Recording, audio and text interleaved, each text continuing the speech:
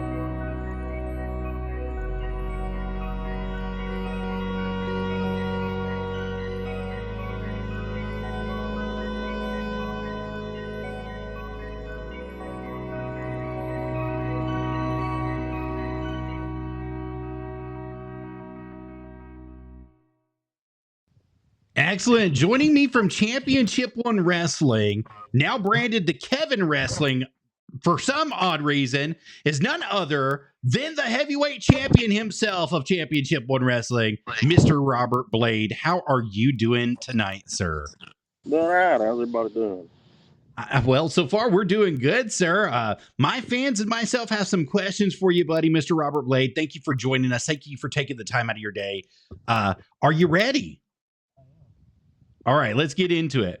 First, let's talk about how you broke into the business, who trained you, and what the journey has looked like thus far for you coming in.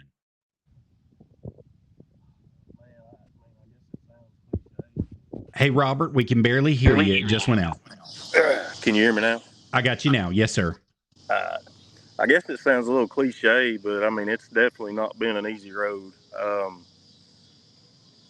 I done a video a couple weeks ago talking about being disabled when I was little, and that's a true thing. I was diagnosed with it's called leg perthes, and I was actually never supposed to have walked again. Spent 6 months in traction, laid up in a hospital bed. Spent 8 months in a cast from the waist down, and 4 years of my life I was in a pair of braces. Told by doctors I'd never be able to do anything normal kids could do, and I'd probably never walk. And growing up, all I ever done, that was one of the main things me and my dad done together was sit and watch wrestling every Monday night. And it was, back then there was no just one. It was flipping back and forth between WCW and WWF. And, I kept saying, I'm going to do that one day. I'm going to do that one day. And it's like, no, you're not. My dad was always trying to be supportive, but he always wanted to be realistic. And I'm like, all right. And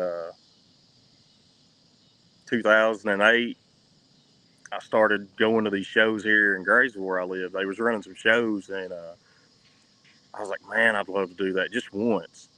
And a buddy of mine was like, man, just get in the ring and play around a little bit. And I don't want to say it come natural because everything takes work, of course. But, I got in and started taking the bumps, and the bumps were like I'd been doing them forever. So fast forward, the guy that brought me in, his name is Robbie Lee Jordan. And then he brought in Keith Hart, Casey Cage, and Brian Rivers. And those guys are what, I owe who I am to in the business right now. And when I broke into the business, by all means, it was, I don't want to sound bad, it was a little bit more hard-nosed. So brought up into the business the old way, as opposed to not by no means knocking anything nowadays. It's just back then you either made it or you didn't, and you earned a lot of respect the hard way. So when Casey stood in the ring and said he was one of the ones that brought me into it, that was true. Casey's been probably one of my biggest influencers that's brought me in and taught me what I do know and continues to teach me. So and in championship, man, if you'd have told me that I'd be holding a championship right now, I'd called you a liar. It is a dream, honestly. It just, even now, it seems surreal.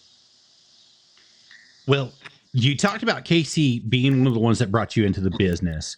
How has his influence helped you inside of the business? I mean, does he give you great advice about where to go, who to link up with, what to do inside the ring? I mean, what's all the things that he's done for you personally?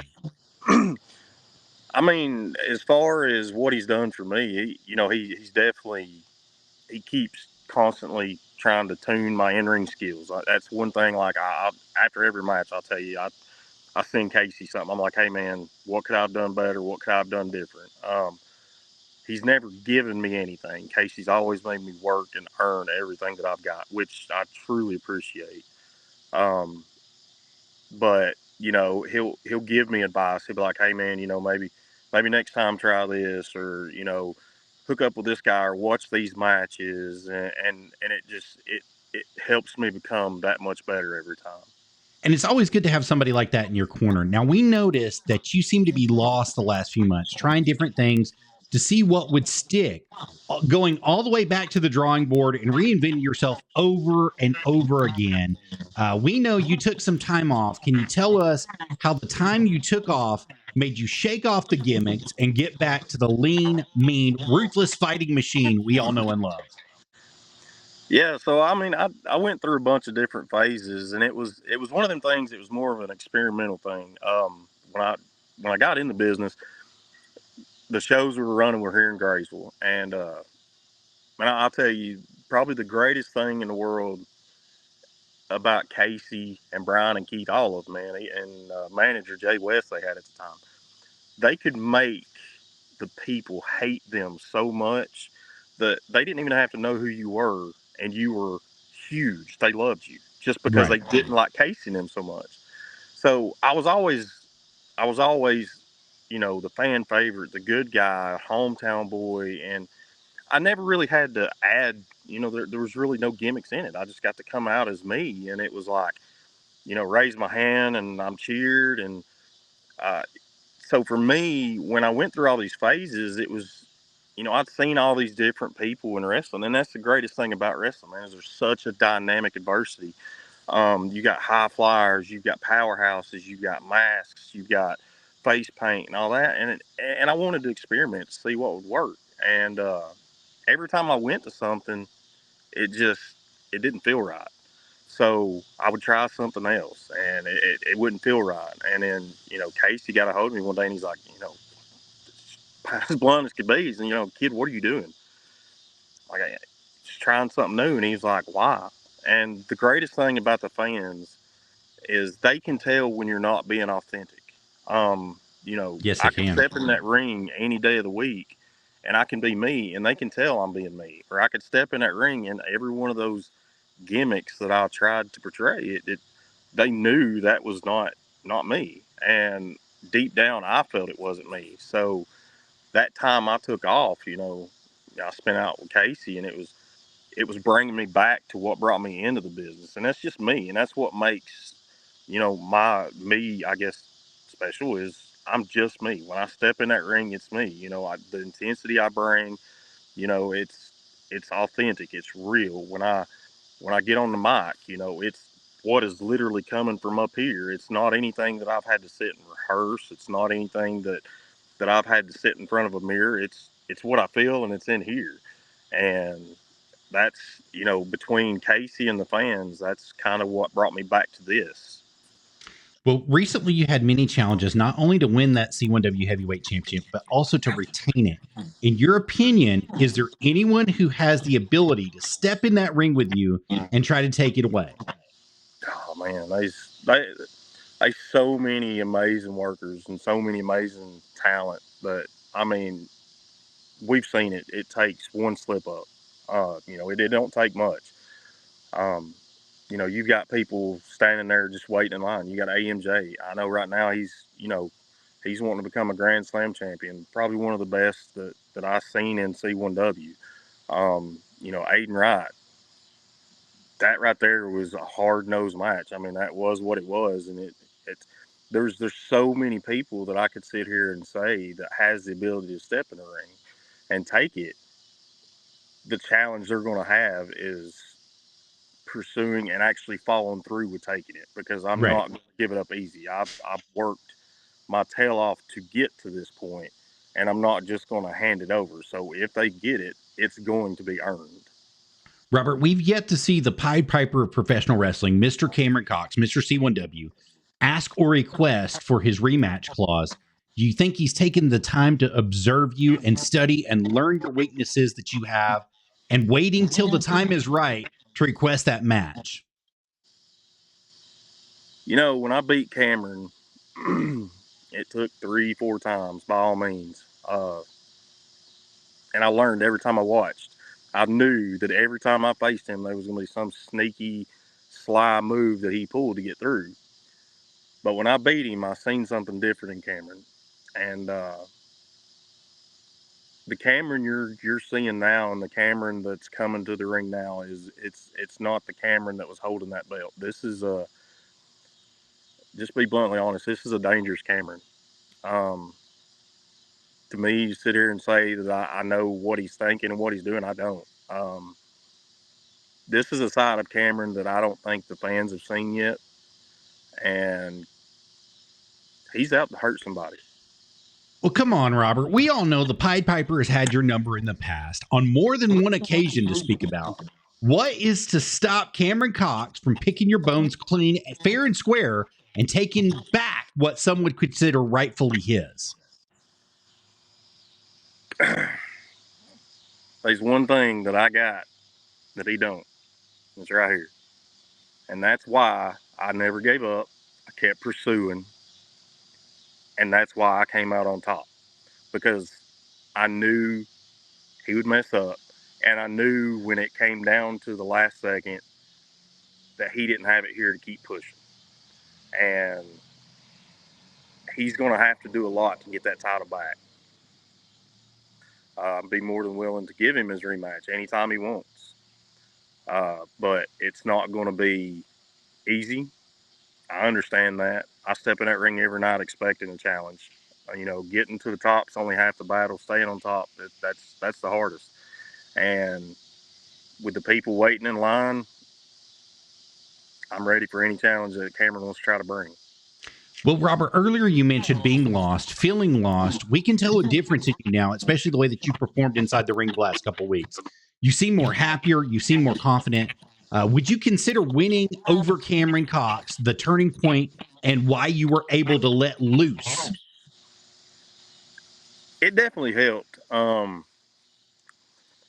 will say, you know, I think the main turning point was me finding myself again. But I was obviously I was in a rut. There was nothing that I could do that was coming. Nothing was going my way. I'd go out every night, leave it in the ring, and somehow I would get screwed over. Winning over Cameron definitely helped boost a little bit of confidence. But probably the biggest part of it was just finding myself and coming back to my roots and being who I am.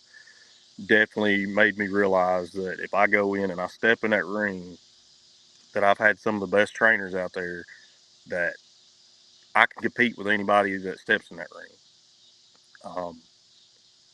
Win, lose, or draw, at the end of that match, whoever I'm facing is going to know I was there. So, Well, it's funny that you mentioned that because this week, Championship One Wrestling, aka Kevin Wrestling, whatever you want to call it, has decided to put you in a triple threat match with none other than the Pied Piper of professional wrestling himself and Juicy John Bishop, a man that got screwed out of the title just as many times as you, if not more. So, where do you stand on this match coming from? And then also, where do you stand on the whole Kevin show, Kevin Arena, the Kevin Nightmare we're seeing, especially after they branded you the Kevin champion? yeah. So the Kevin thing, that's an ego thing, is all it is to me. I mean, I don't buy it. You know, them fans come in wearing C1W shirts. That is the Championship One arena. That is the fans' arena, and that is what I will continue to call it. Oh, I I don't agree. care. I couldn't agree with you more. You know, I don't care. Kevin can try to fire me. He can find me. He can do whatever he wants to. Bottom line is, at this moment, I'm the champ, and he can't. And if Kevin's got something to say about it, then by all means, he can step in the ring too. I mean, as far as Juicy John Bishop and Cameron this weekend, you know, I have a lot of respect for John Bishop. And that man knows exactly where I'm coming from when I say, you know, been screwed over, been screwed over, been screwed over. So for me to step in the ring with him and him have an opportunity at that belt, to me, it's an honor because the man deserves it. Would I have much rather it have been a one-on-one with me and him? Yeah, because there's no telling what you're going to get when Cameron steps in, especially now.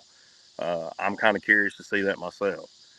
But Juicy John, he deserves everything he's getting right now, and he deserves that title shot. So for me, I mean, again, it's an honor, and as good as, you know, as much as I respect him and as good as friends as I am with him, bottom line is when I step in the ropes and the bell rings, it's just business. And business has to take over. So we're almost out of time. Do you have any words for anyone watching that may think that they can challenge you? You know where I'll be on Saturdays. I mean, I'm open for any challenge. There's a lot of people out there I would love to face. You know, we've got this weekend especially. There's some great competitors coming in. You got Jameson Shook. That guy is on a rise right now. You've got Chris Crump. You know, that was honestly my very first match in 2008 was against Chris Crump, and it was this is a whole different level of Chris Crump than I've ever seen, and he's talented. He's dangerous.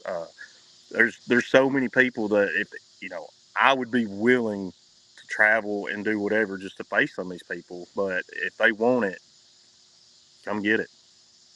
Absolutely, Robert. I absolutely could not agree with you any more than what was being said right there. I have one more thing for you today. Now that we're just about out of time, I would like for you to tell the fans where they can see your next bookings, what dates you'd be available, and if anybody wants to book you out there, how they can get a hold of you, sir. Yeah, so my Facebook, I've got my email link to it, psychoblade8@gmail.com. And obviously, you know, right now I'll be at C1W this weekend. Further out, that's kind of where I'll be from the time being. I've got Ringgold coming up at AWF. I'm making my appearance there September Circus 21st. Tent Arena. Yes, sir. I'll be there. It'll be September 21st. First appearance there. I'm excited to see how that goes. Some great talent down there. And hopefully, man, I'd love to make my way around through some Alabama shows and Georgia shows. And that's my goal is to kind of just get around a little bit more. Well, Mr. Blade, we wish you extremely well on that. We definitely want to help you any way that we can here. And you guys heard it here first coming through. You know exactly how to get a hold of Ruthless Robert Blade now. That's all the time we have for today. I would like to thank Championship One Wrestling, Ruthless Robert Blade, and you all, the viewers, for making this possible. And remember, guys, you all heard it here first. And without you, this show is not possible. So thank you very much for being here. Robert, we'd love to have you come back sometime. Yes, sir. Thank you guys for having me. Thank you. You have a great day, Robert. You too. Excellent, guys. Now, let's get down to just a little bit of business. As you see on the bottom of the screen, I've got a little bit of a ticker here. You guys can follow me on any and all of these social medias that pop up as they come through. But we definitely cannot do this without you. And remember, we have a Streamlabs store that is up and available for you guys right now, guys, right now. So thank you so much for being here. I hope you all have a wonderful day. Bye-bye.